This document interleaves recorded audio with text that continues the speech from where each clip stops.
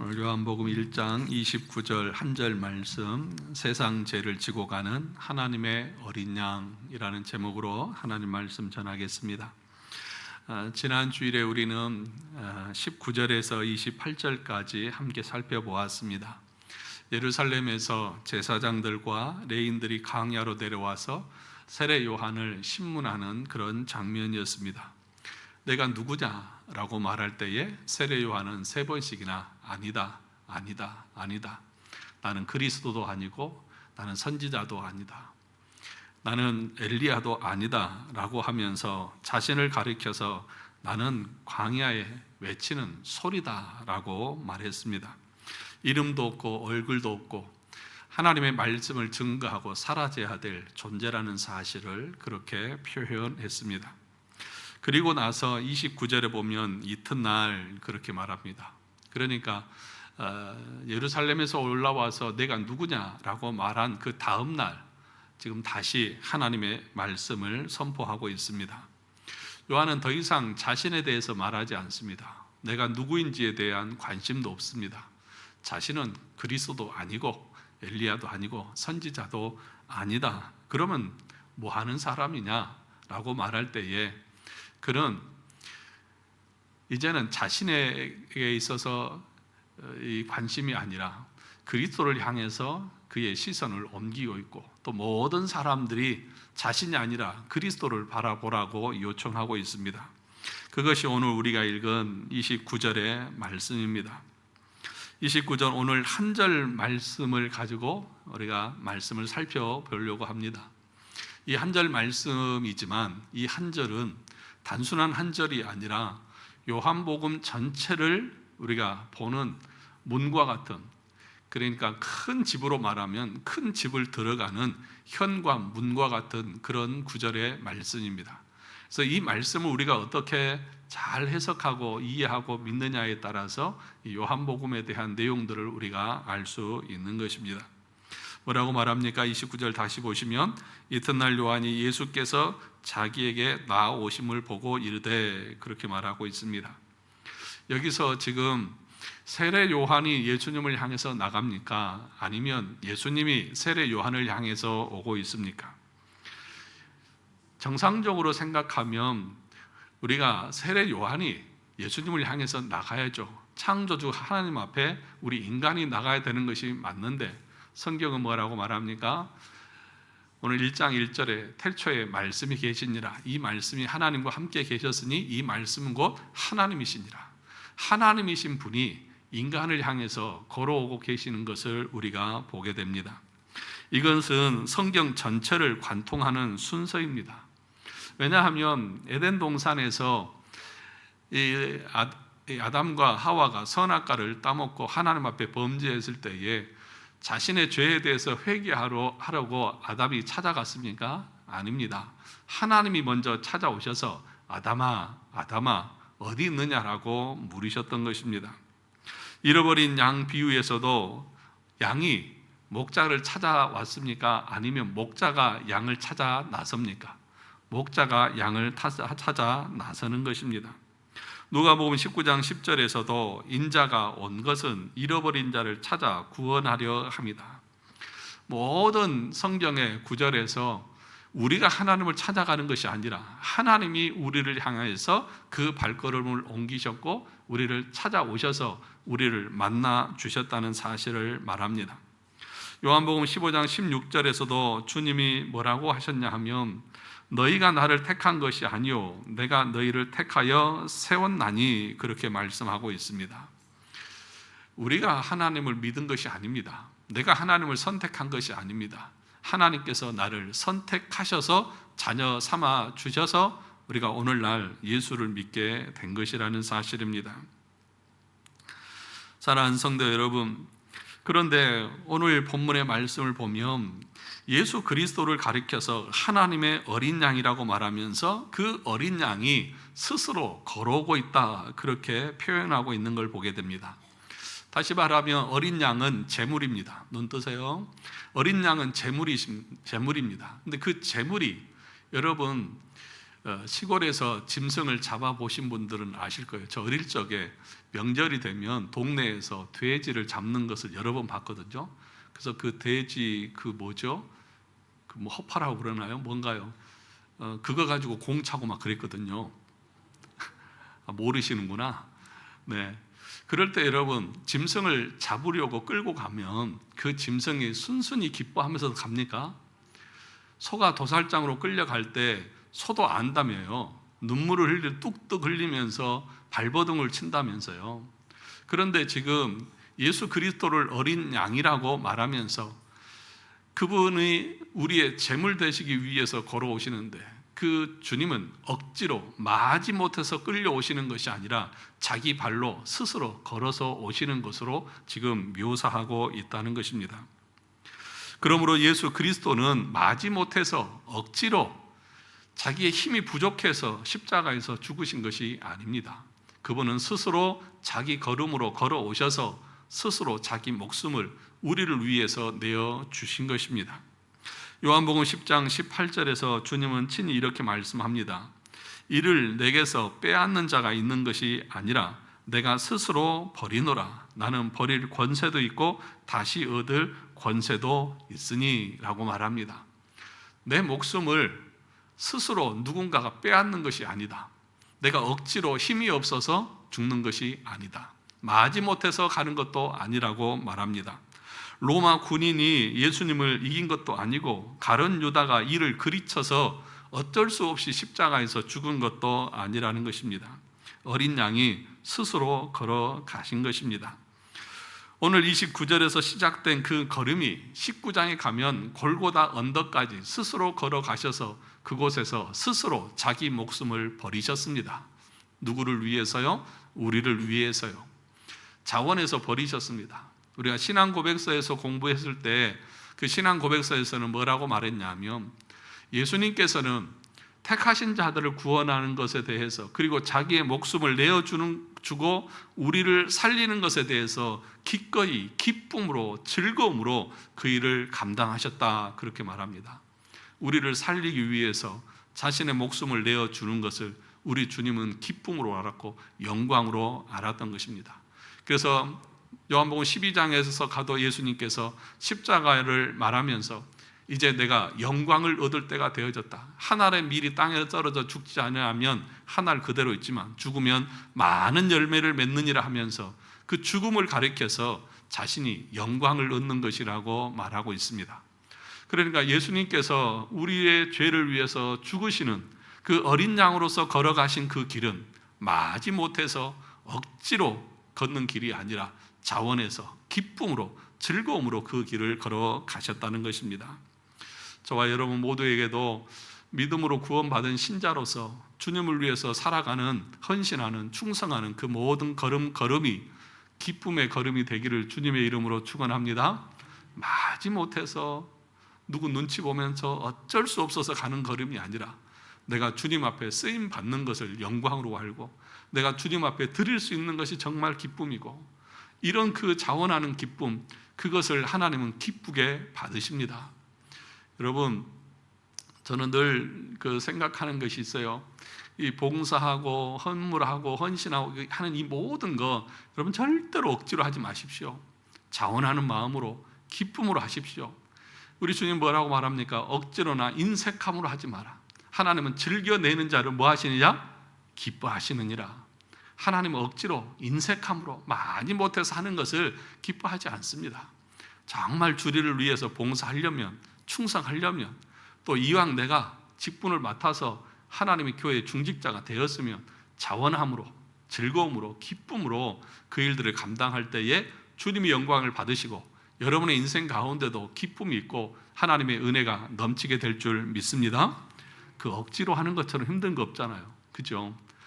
좋아서 하는 것은 정말 힘들어도 힘든지 모르는데 억지로 하는 것은 작은 것도 너무 힘들고 귀찮아요. 네. 이런 은혜가 우리 가운데 있기를 원합니다. 그래서 예수 그리스도께서 십자가에서 죽으신 그 일은 어쩔 수 없는 사고가 아니고 실패가 아닙니다. 이사야 53장 7절에서는 그것을 미리 그리었습니다. 그가 곤욕을 당하여 괴로울 때도 그의 입을 열지 아니하였으며 마치 도수장으로 끌려가는 어린 양과 털 깎는 자 앞에서 잠잠한 양같이 그 입을 열지 아니하였도다. 여러분 같으면 어떠겠습니까? 내 죄 때문에 죽는 것도 아닙니다. 그런데 내가 죽음을 당해야 됩니다. 그럴 때 여러분 어떻게 하겠어요? 나 억울해, 내가 무슨 죄가 있다고 하면서 여러분 발버둥 치지 않으시겠습니까? 그런데 우리 주님은 이사야서에 보니까 털 깎는 자 앞에서 잠잠한 어린 양같이 입을 열지 않았다. 곤욕을 당하며 괴로울 때도 그 입을 열지 않고 불평하지 않고 원망하지 않고 억지로 그것을 하는 것처럼 말하지 않았다. 자월해서 기꺼이 그 길을 감당했습니다. 왜 그러겠습니까? 왜냐하면 우리의 죄를 대신 짊어지기 때문에 불평할 이유가 없었던 것입니다. 우리를 대신해서 그 죄값을 치러야 되기 때문에 우리 주님은 잠잠할 수밖에 없었던 것입니다. 우리 죄를 자기 죄로 삼으신 분이었기에 그 어떤 항변도, 그 어떤 억울함도 표현하지 않았던 사실을 기억하십시오. 오늘 여기 예수께서 자기에게 나오심을 보셨다고 하는 이 말 속에는 이런 여러 가지 의미가 포함되어져 있는 것입니다. 우리 주님은 억지로 마지못해서 우리의 죄를 지신 것이 아닙니다. 자원함으로 감당했습니다.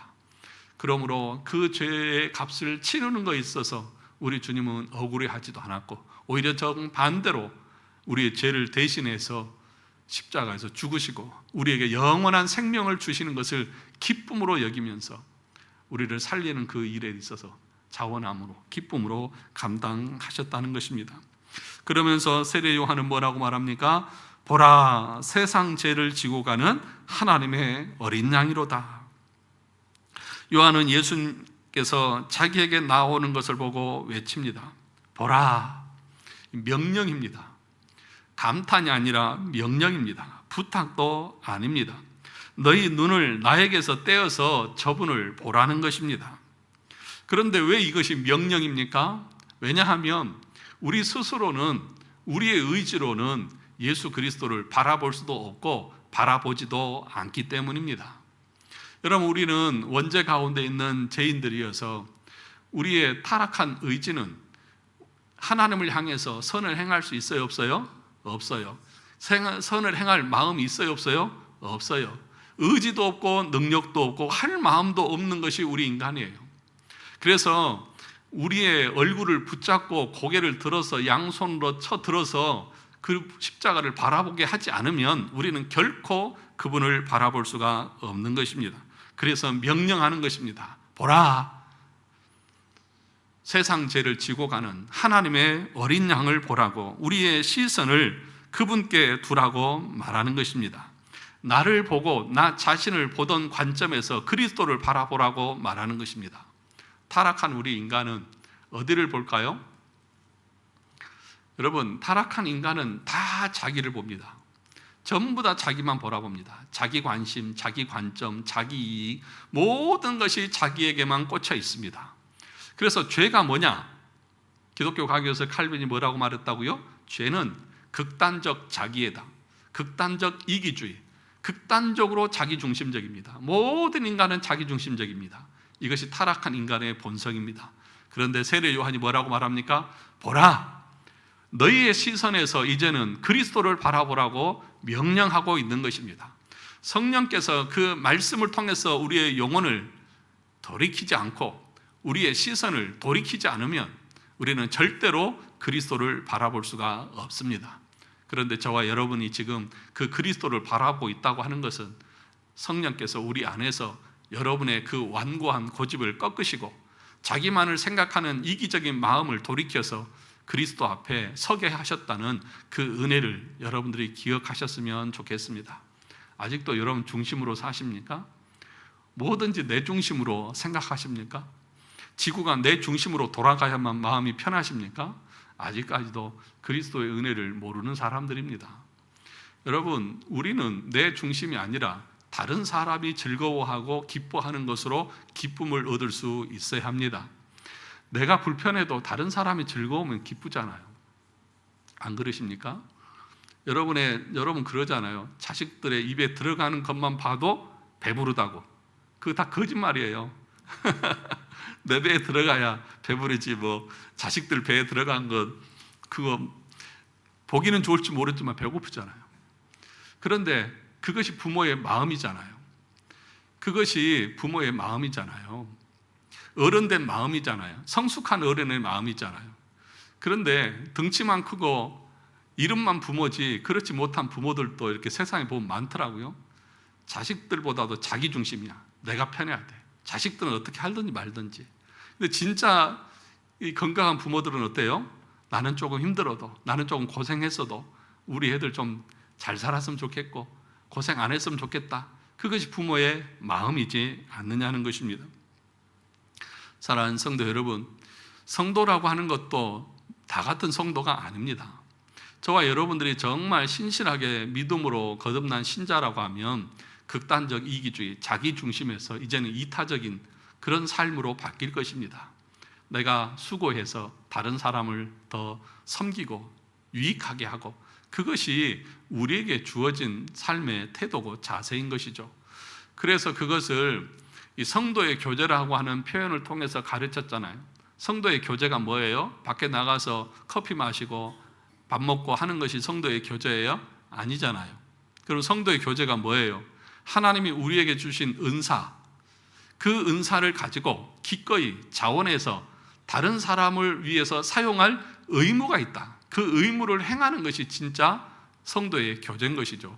공동체 가운데에서 내가 가지고 있는 건강, 어떤 달란트 또는 물질 이런 것을 가지고 다른 사람의 필요를 공급해주고 채워주면서 헌신하고 나가는 것, 이것이 성도의 교제잖아요. 그것을 거듭난 신자는 기쁨으로 자원해서 한다는 것을 가르치고 있는 것입니다.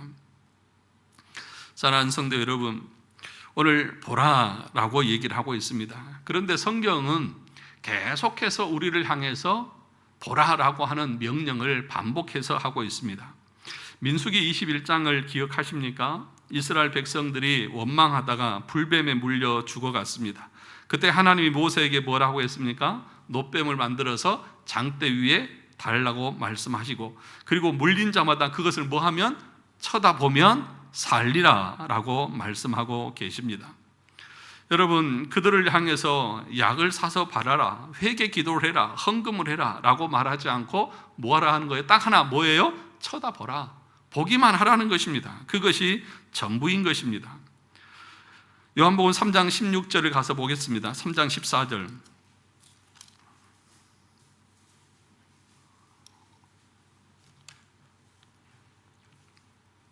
3장 14절 같이 읽어보겠습니다. 시작. 모세가 광야에서 뱀을 든 것 같이 인자도 들려야 하리니 이는 그를 믿는 자마다 영생을 얻게 하려 하심이니라. 그렇게 얘기하고 있습니다. 민수기 21장에 놋뱀을 만들어서 그것을 쳐다보는 사람마다 살리라 라고 하는 것을 예수님은 그 구약의 내용을 자기에게 적용시키고 있는 것입니다. 여러분, 요한복음은 계속해서 보라는 말로 가득합니다. 1장 39절을 보시죠. 1장 39절 같이 보겠습니다. 시작. 예수께서 이르시되 와서 보라, 그렇게 말씀하시고 1장 46절을 가서 보겠습니다. 1장 46절. 나다나엘이 이르되 나사렛에서 무슨 선한 것이 날 수 있느냐? 빌립이 이르되 와서 보라 하시니라. 20장 8절에서 보면 무덤에 들어간 제자가 보고 믿더라 라고 그렇게 얘기를 하고 있습니다. 요한복음의 신앙은 언제나 보는 데서 시작을 하고 있습니다. 그리고 그 보는 것의 시작이 오늘 본문의 1장 29절의 말씀입니다. 그러면 본다고 하는 것은, 쳐다본다고 하는 것은 무슨 의미를 말하고 있는 것일까요? 단순히 우리의 눈으로 어떤 종교 지도자를 바라보라는 것입니까? 그런 뜻이 아닌 것입니다. 본다고 하는 것은 다른 말로 하면 믿는 것입니다. 예수 그리스도만을 바라보고 믿으라는 것입니다. 그분이 창조주 하나님이시고 세상 죄를 지고 가는 하나님의 어린 양이라고 하는 것을 인격적으로 깊이 인식하고 그분을 받아들이고 영접하라고 하는 그런 초대의 말씀인 것입니다. 보라 라고 하는 이 말이 무슨 의미라고요?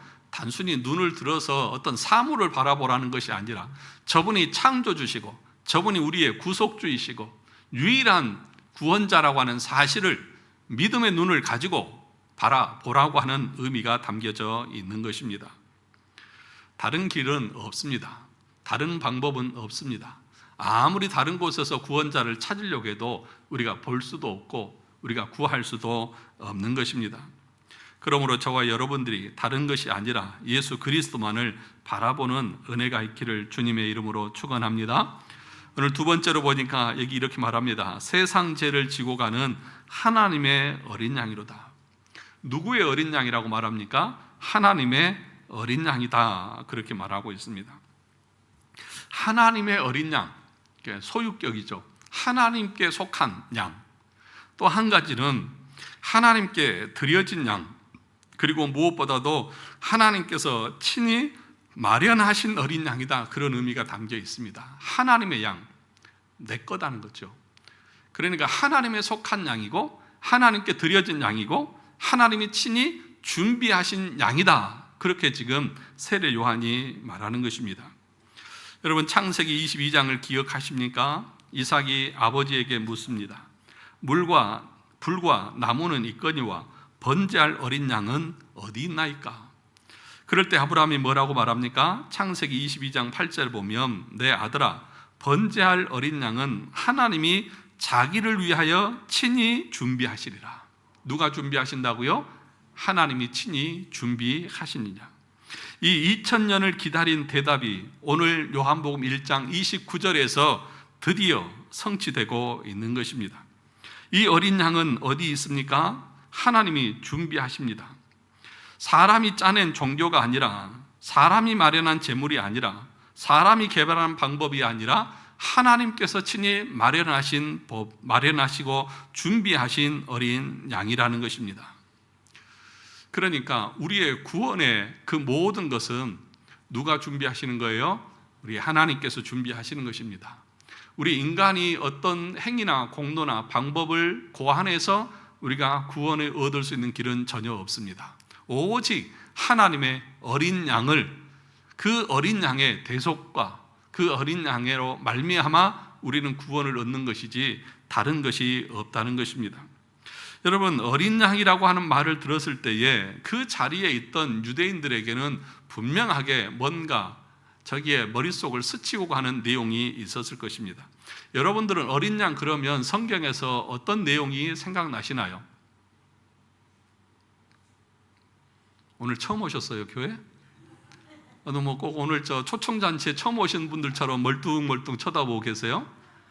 여러분, 어린 양 그러면 성경 어디에 제일 먼저 나와요? 출애굽기에, 그렇죠? 출애굽기에 어린 양이 나오지 않습니까? 양을 잡아서 임방과 설주에 바르는 그것이 나오지 않습니까? 이스라엘 백성들에게 지금 세례 요한이 하나님의 어린 양이다 라고 말했을 때에 그들의 머릿속에는 출애굽 당시에 하나님께서 이스라엘 백성들을 구원하시는 그 내용들이 그들의 머릿속에 떠올랐을 것입니다. 문설주와 임방에 피가 발라 있는 집에는 죽음의 사자가 넘어갔습니다. 그리고 그들은 살았습니다. 그러면 여러분, 그 집안에 있는 사람들이 어떻게 해서 죽음을 면할 수 있었습니까? 자신들의 어떤 행위가 올바라서, 자신들이 도덕적으로 깨끗해서 하나님께서 그들을 죽이지 않고 살려두셨습니까? 아닙니다. 어린 양의 피가 있느냐 없느냐에 따라서 어떤 집은 곡하는 소리가 계속 일어나고 어떤 집은 생명을 얻을 수 있었다는 것입니다.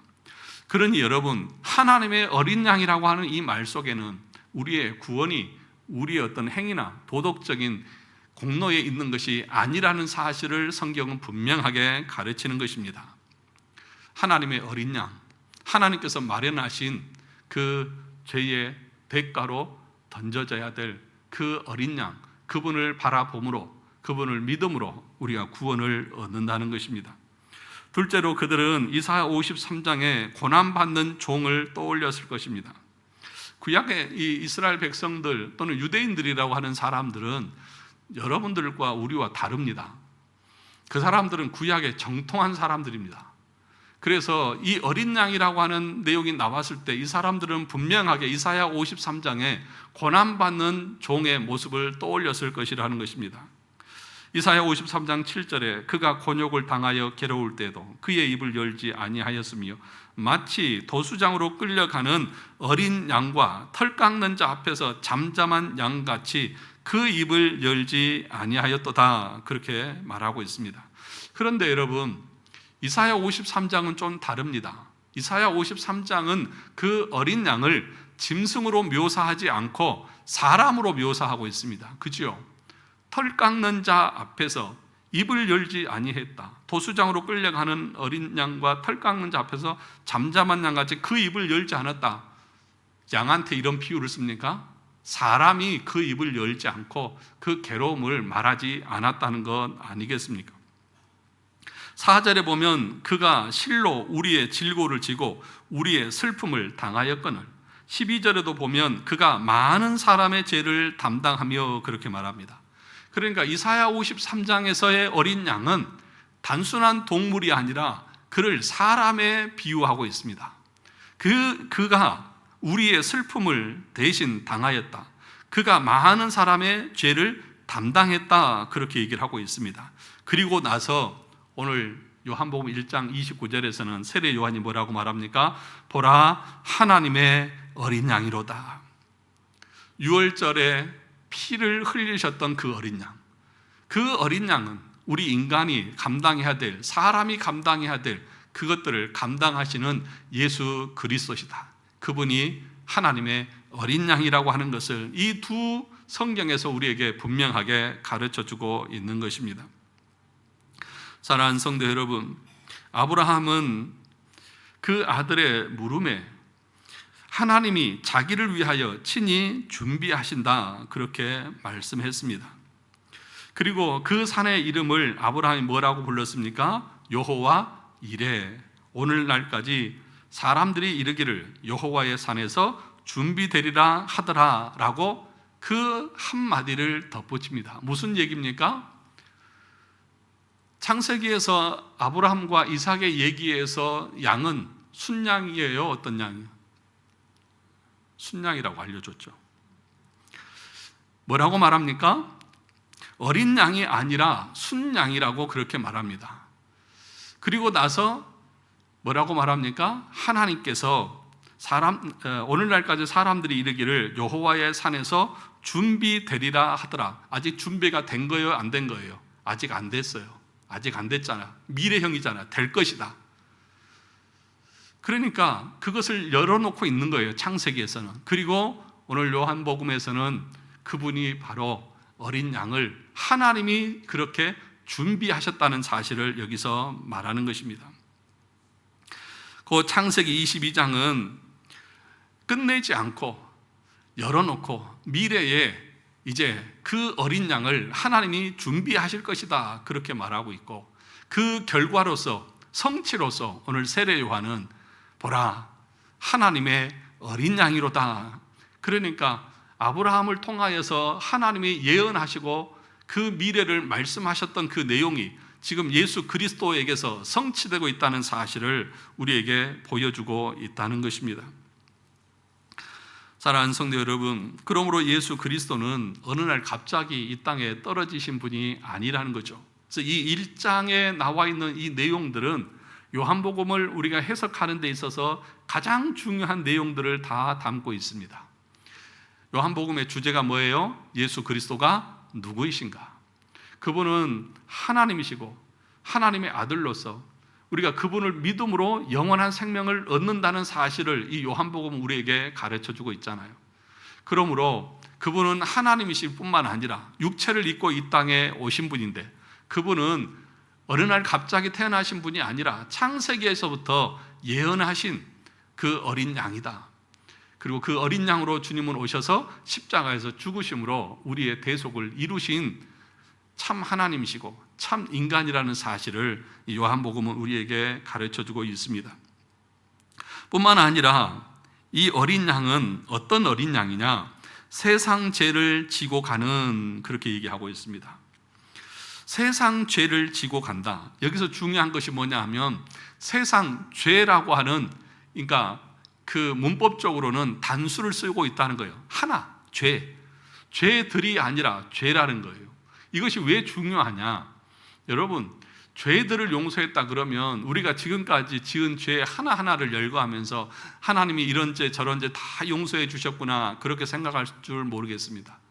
그런데 여러분, 그 죄를 용서했다 할지라도 또 지은 죄는 어떻게 할 거예요?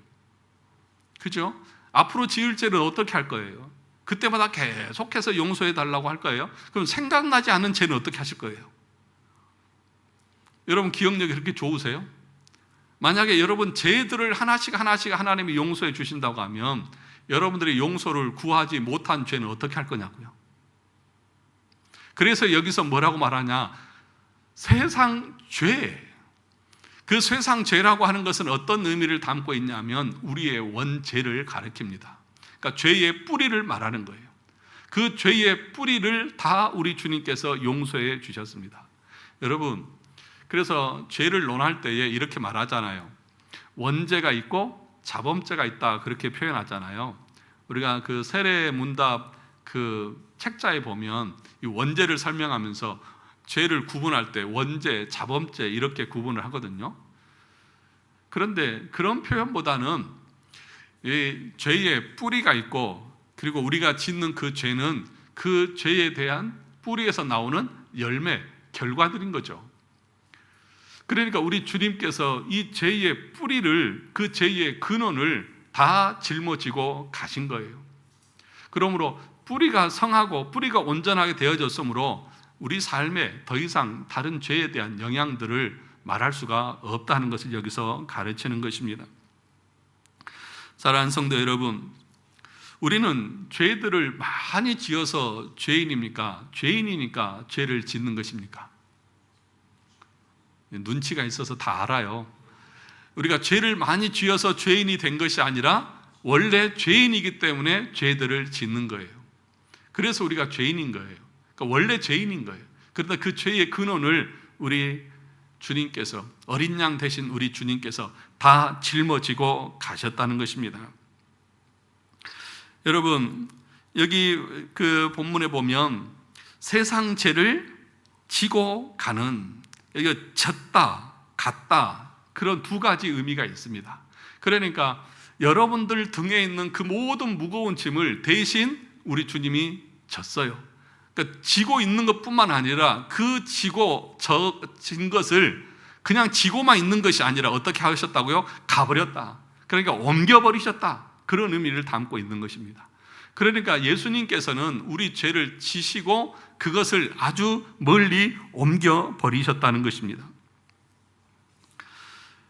그래서 여러분, 레위기 16장에 보면 아사셀 염소라고 하는 그런 것이 있습니다. 무슨 얘기냐면 이 염소에게 그 죄를 다 짊어지고 어디로 보내요? 광야로 보내버리는 것이죠. 그래서 그 죄를 깨끗하게 없애버리는 것입니다. 그런 의미가 있는 거예요. 세상 죄를 지고 가는 이라고 하는 말 속에는 우리의 모든 죄책, 그 근원, 죄의 근원을 다 지고, 그죠? 원죄의 모든 죄책을 지고, 그리고 그것으로 지고만 있는 것이 아니라 지고 그것을 우리에게서 다 옮겨버리셔서 우리에게는 죄가 있어요, 없어요? 없다라고 하는 것을 우리에게 가르치는 것입니다.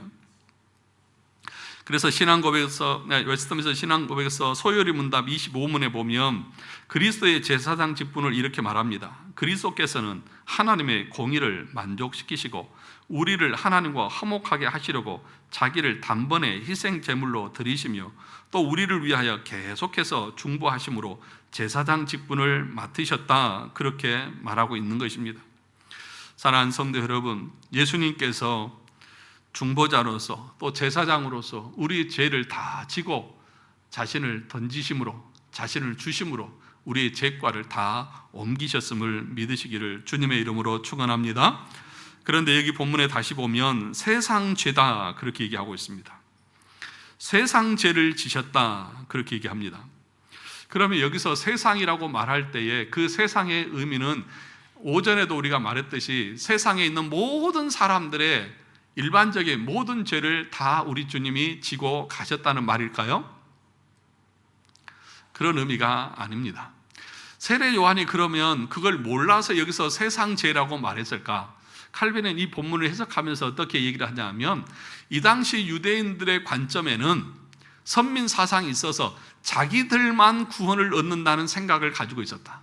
그런데 이 세상 죄라고 하는 것은 세상에 흩어져 있는 선택된 모든 사람들을 말하는 것이라고 하는 의미로, 그러니까 구원의 담을 다 헐어버리는 의미로 지금 세례 요한은 세상이라고 하는 단어를 쓰고 있다. 그런데 거기서 끝나는 것이 아니라 우리가 알고 있는 도르트 신조에서는 뭐라고 말합니까? 우리가 오전에 배웠듯이 제한속죄를 말하잖아요. 여기서 세상이라고 하는 것은 세상의 모든 인류를 다 말하는 것이 아니라 세상 가운데 흩어져 있는 선택된 모든 사람, 그런 모든 사람들을 위해서 그분이 어린 양으로서 십자가를 지고 가셨다는 것들을 말씀하고 있다는 것입니다. 요한복음 11장 51절 52절에도 보면 가야바가 자기도 모르게 예언하기를 예수님께서 그 민족을 위하여 죽으실 것이라고 말합니다. 그 민족만 위할 뿐 아니라 흩어진 하나님의 자녀를 모아 하나가 되게 하기를 위해서 죽는다. 예수님의 죽음을 가리켜서 그렇게 예언을 하고 있는 것입니다. 그러니까 자기 민족뿐만 아니라 흩어져 있는 모든 민족 가운데 있는 선택된 모든 사람들, 하나님의 자녀를 하나님께서 구원하기를 원하신다라고 말합니다. 요한복음 10장 15절도 말합니다. 나는 양을 위하여 목숨을 버리노라. 그리고 16절에는 이 우리에 들지 아니한 다른 양들이 내게 있어 내가 인도하여야 할 터이니, 이 우리, 그러니까 내 양, 선택된 양이 있고 아직 이 우리에 들어오지 않는 우리 바깥에 있는 선택되어져서 구원받을 양이 아직 남아있다, 그 얘기를 하고 있는 거예요. 그러니까 여러분, 여기서 세상 죄를 지고 간다라고 말할 때에 세상의 일반적인 모든 사람들을 구원하기 위해서 예수님이 어린 양으로서 죽으신 것이 아닌 것입니다. 그러면 뭘 말하는 거죠? 세상에 흩어져 있는 하나님의 택함 받은 백성들, 자기 백성들을 위해서 어린 양으로 오셨고 죽으셨다는 사실을 가르치고 있는 것입니다. 사랑하는 성도 여러분, 오늘 말씀을 정리하려고 합니다. 우리가 우리 스스로 우리의 구원의 길을 마련한 것이 아닙니다. 하나님께서 친히 마련하셨고 우리가 예수님 앞에 나간 것이 아니라 예수님께서 친히 우리를 향해서 걸어오셨습니다. 우리 안에는 어떤 구원받을 만한 조건이 하나도 없습니다. 예수님께서 어린 양으로서 출애굽할 때에 그 집안에 있는 사람들이, 이스라엘 백성들이 구원받은 것이 자기의 어떤 선함과 깨끗함이 근거가 되어서 생명이 보존되었습니까? 아닙니다. 예수 그리스도의 그 보혈의 피 때문에 그들은 살았습니다. 우리가 구원받는 그 길도 예수 그리스도께서 흘리신 피를 믿음으로 구원받는 것이지 우리의 행위나 공로나 선행 때문에 하나님이 우리를 이뻐하시고 기뻐하시는 것이 아닙니다. 그러므로 여러분, 오전에도 말씀을 드렸듯이 오늘 공교롭게도 본문의 내용의 어떤 내용이 같아요. 우리의 의나 공로, 그것이 우리의 의가 되면 됩니까? 안 됩니까? 안 됩니다. 전혀 우리는 하나님 앞에서 선을 행할 능력도 없고 우리가 행하는 모든 것은 하나님 앞에서 정확하게 다 죄입니다.